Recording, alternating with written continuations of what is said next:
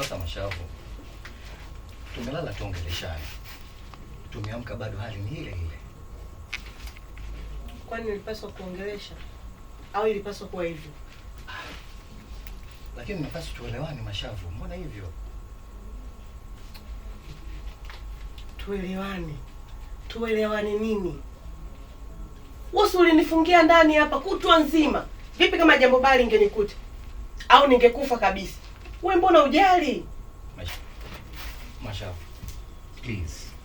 Nisamehe basi mke wangu.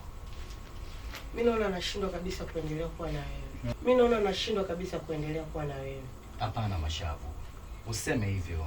Mimi siwezi bila wewe. Alafu kuna muda tunatakiwa tudumishe mahusiano yetu mpenzi wangu. Mbona hivi?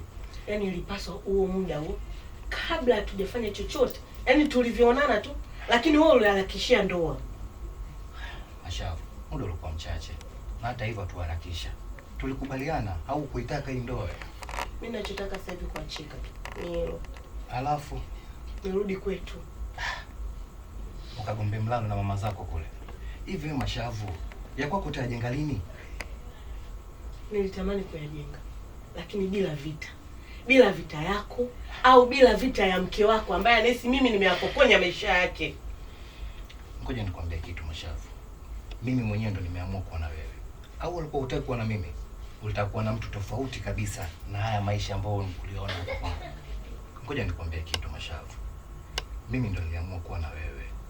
Au ulitaka kuwa na mimi? Ulitaka kuwa na mtu mwingine kabisa ambaye ana maisha tofauti na hayo uliona kwangu. Mashavu. Mashavu.